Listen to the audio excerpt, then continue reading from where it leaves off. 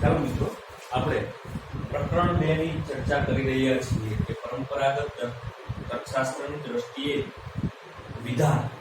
કાલે આપણે વિધાનની વ્યાખ્યા એરિસ્ટોટલે જે આપેલી છે તે પણ જોઈ હતી કે કશાકના વિશે કશીક માહિતી આપતું હોય તે કથનને વિધાન કહેવાય છે. એનું ઉદાહરણ જોયું. આગળ આપણે જોવાનું છે કે વાક્ય અને વિધાન બંને જુદી બાબત છે, બંને એકબીજાથી અલગ છે, બંને વચ્ચે તફાવત છે. કોઈ પણ આપણે બોલીએ કે સર્વ કાગડા કાળા છે, આને વાક્ય કહેવાય, સાથે સાથે વિધાન પણ કહેવાય છે, પણ દરેક વાક્યને વિધાન કહેવાતું નથી. તો અહીંયા આપણે બંને વચ્ચેનો તફાવતની સ્પષ્ટતા કરીએ છીએ, જેના 4 મુદ્દા છે. જેમાં પહેલો મુદ્દો છે વાક્ય અને વિધાન જુદા જુદા છે, કારણ કે માહિતી પ્રદાનાત્મક વાક્ય દ્વારા જ વિધાન વ્યક્ત થાય છે. વાક્ય અને વિધાન જુદા છે એનું કારણ શું છે? તો કે વાક્ય દ્વારા જે માહિતી પ્રદાન થતી હોય, માહિતી આપવામાં આવતી હોય, એ વાક્યને જ વિધાન કહેવાય છે. દરેક વાક્યને વિધાન કહી શકાતું નથી. અમુક પ્રકારના વાક્યોને વિધાન કહી શકાય નહીં. વાક્ય અને વિધાન જુદા છે કારણ કે માહિતી પ્રદાનાત્મક વાક્ય દ્વારા છે, જેમાંથી માહિતી મળતી હોય તે વાક્યને જ વિધાન કહેવામાં આવે છે. વિધાન વ્યક્ત થાય છે.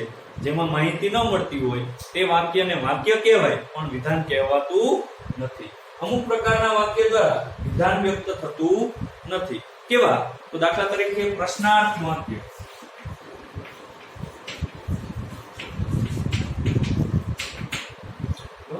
પ્રશ્નાર્થ વાક્ય, પ્રશ્ન કરવામાં આવતો હોય તો એ વાક્યને વિધાન કહેવાતું નથી. દાખલા તરીકે હું પૂછું, તારું નામ શું છે? તો તમને એની અંદર કઈ માહિતી મળતી નથી, એટલે એને વાક્ય કહેવાય પણ વિધાન કહી શકાતું નથી. આજે તમે શું ખાધું છે? કેટલા વાગ્યા? આ બધા પ્રશ્નાર્થ વાક્ય છે, એને વિધાન કહી શકાય નહીં. બીજું એવું વાક્ય છે કે આશ્ચર્ય વાક્ય. આપણને આશ્ચર્ય થાય કેવું?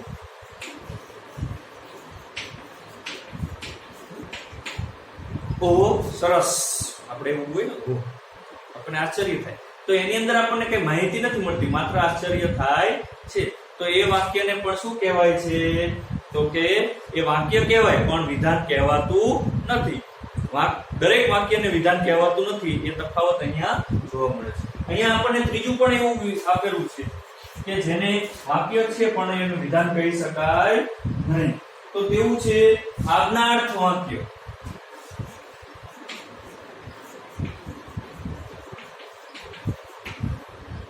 હું તમને એવું કહું, ચાલો હોમવર્ક કરો, તો આની અંદર તમને કઈ માહિતી મળતી નથી, આજ્ઞા થઈ, બરોબર? તો આજ્ઞાર્થ વાક્ય, તેમાં આપણને કઈ માહિતી મળતી નથી, તેને વાક્ય કહેવાય પણ વિધાન કહેવાતું નથી, બરોબર? શાંતિથી બેસો, આ આજ્ઞા કઈ કહેવાય, એને વિધાન કહેવાય નહીં, કારણ કે એમાં કોઈ આપણને માહિતી પ્રાપ્ત થતી નથી. અને ચોથું આપેલું છે કે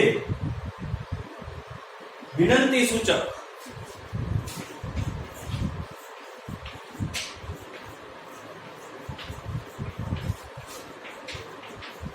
વિનંતી સૂચક વાક્ય, તો જેમાં વિનંતી કરવામાં આવતી હોય તેવા વાક્યને પણ વિધાન નથી કહેવાતું, કારણ કે એમાં પણ આપણને કઈ માહિતી પ્રાપ્ત થતી નથી, બરોબર ને?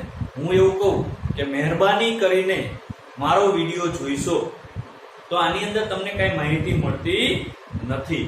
મહેરબાની કરીને મને સાંભળશો, તો આમાં વિનંતી આવે છે, આ વાક્ય છે પણ એમાં માહિતી નથી મળતી, એટલે એને વિધાન કહી શકાતું નથી. ફરીથી મિત્રો, વાક્ય અને વિધાન વચ્ચે જે તફાવત છે એના 4 મુદ્દા છે. એનો પહેલો મુદ્દો, વાક્ય અને વિધાન જુદા છે કારણ કે દરેક વાક્ય, કારણ કે માહિતી પ્રદાનાત્મક વાક્ય હોય, જેમાંથી આપણને માહિતી મળતી હોય તે વાક્યને જ વિધાન કહેવાય છે, બરોબર? દરેક વાક્યમાં માહિતી મળતી હોતી નથી, જેમાંથી માહિતી મળે છે તે જ વિધાન છે, તેને જ વિધાન કહેવાય છે, બરોબર? અને અમુક પ્રકારના વાક્યમાં માહિતી મળતી નથી, એટલે એને વિધાન કહી શકાતું નથી, તે માત્ર વાક્ય જ કહેવાય છે.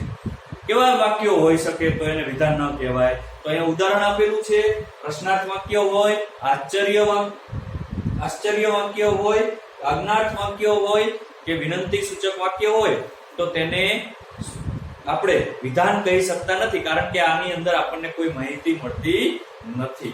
હવે આગળનો બીજો મુદ્દો છે કે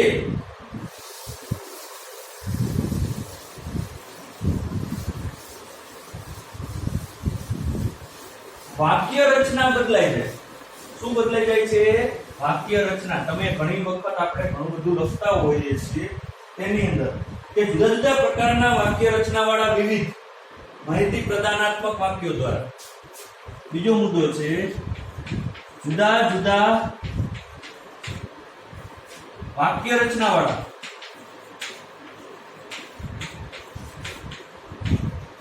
માહિતી પ્રદાનાત્મક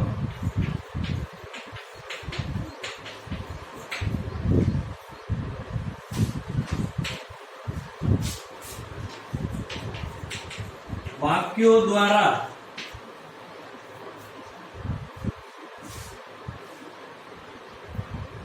એક જ વિધાન વ્યક્ત થાય છે.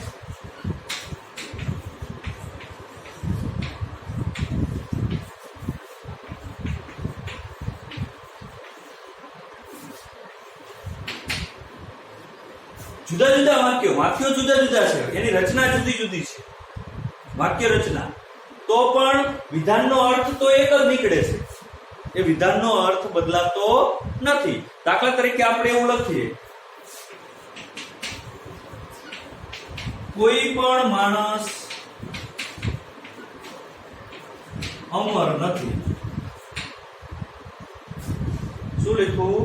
કોઈ પણ માણસ અમર નથી.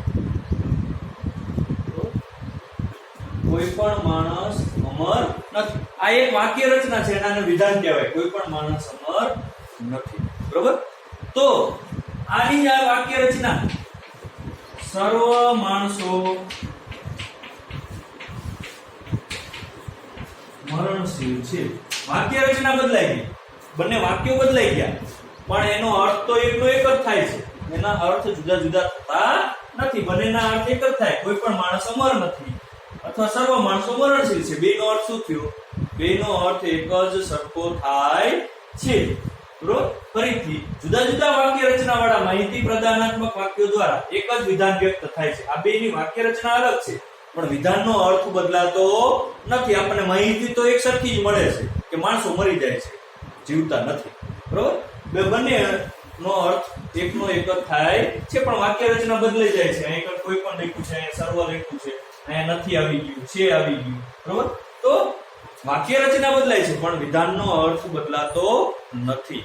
એટલે મુદ્દા નંબર 2 કે જુદા જુદા વાક્યોની રચના વાળા માહિતી પ્રદાનાત્મક વાક્યો દ્વારા એક જ વિધાન વ્યક્ત થાય છે. એની વાક્ય રચના જુદી જુદી હોય છતાં તેના અંદરથી જે માહિતી મળે છે તે આપણને એક સરખી જ મળે છે. એટલે વિધાનની અંદર એક સરખી માહિતી મળે છે. આપણે બે મુદ્દાની ચર્ચા કરી. પહેલો મુદ્દો શું હતો? તો કે દરેક વાક્યને વિધાન કહેવાતું નથી.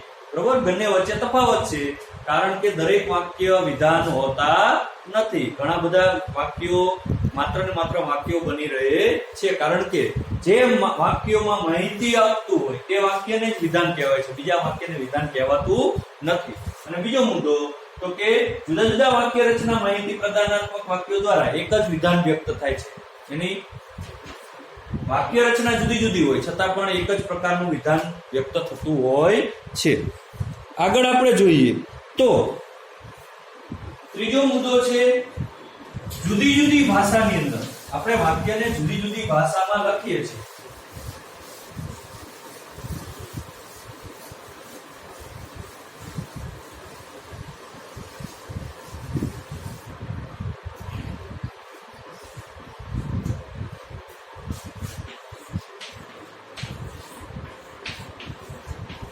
જુદી જુદી ભાષાના અનેક વાક્યોમાં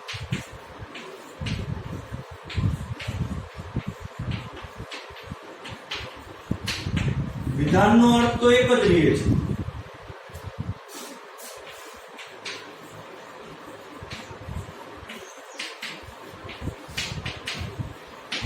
કોઈ પણ વાક્ય હોય, તમે એને કોઈ પણ પણ એક ભાષાની અંદર જુદી જુદી ભાષાઓની અંદર લખો તો વિધાનનો અર્થ નથી બદલાતો. દાખલા તરીકે ભારત મારો દેશ છે, બરોબર, આ વિધાન પણ કહેવાય, વાક્ય પણ કહેવાય.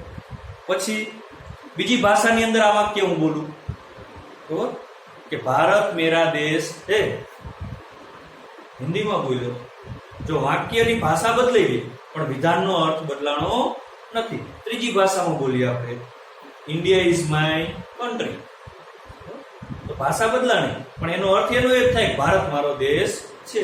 સંસ્કૃતમાં બોલીએ, ભારત અસ્માકમ દેશ. આ ચારેય વાક્યો જુદી જુદી ભાષાની અંદર બોલવા છતાં વિધાનનો અર્થ તો કેવો થાય છે? એક જ થાય છે. વિધાનના અર્થ બદલાતા નથી. આપણા પુસ્તકની અંદર પણ આપ્યું છે કે જ્ઞાન એ જ સદગુણ છે. હિન્દીની અંદર જ્ઞાન ही સદગુણ है, નોલેજ ઇઝ સ્પિરિચ્યુઅલ અને જ્ઞાન ही સદગુણ. બરોબર, આ ચારે ચાર વાક્યો જે છે એ અલગ અલગ ભાષાની અંદર છે, છતાં વિધાનનો અર્થ બદલાતો નથી. વિધાનનો અર્થ એનો એ જ રહે છે, તેની અંદર કોઈ ફેર પડતો નથી. વાક્ય ભાષા એટલે વાક્ય અને વિધાન વચ્ચે જે તફાવત છે તેની આપણે અહીંયા ચર્ચા કરી રહ્યા છીએ. છેલ્લું છે, વિધાન હંમેશા હોવું ક્રિયાપદમાં જ રજૂ થાય છે. વિધાન હંમેશા હોવું ક્રિયાપદ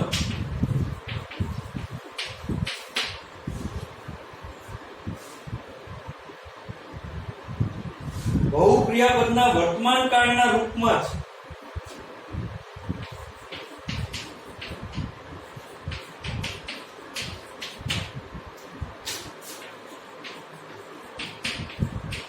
રજૂ થાય છે.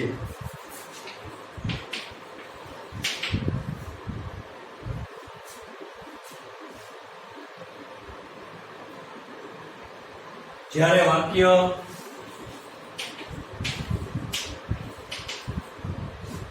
વર્તમાન ઉપરાંત ભૂતકાળ અને ભવિષ્યકાળમાં પણ રજૂ થાય છે.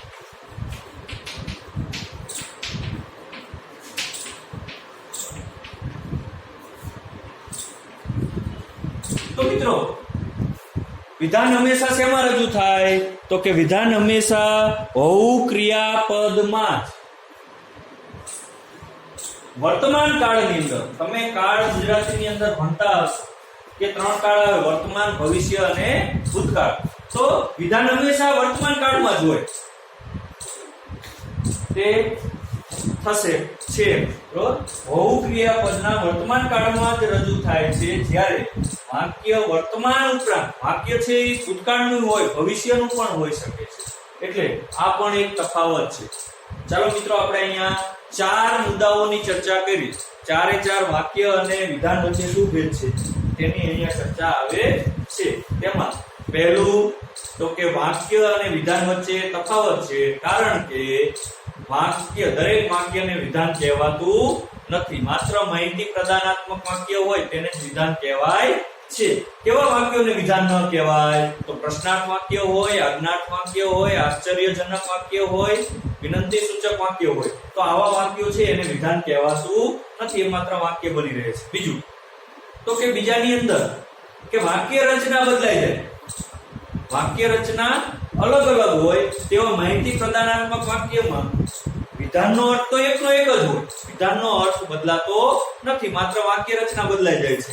આપણે ઉદાહરણ જોયું કે કોઈ પણ માણસ અમર નથી.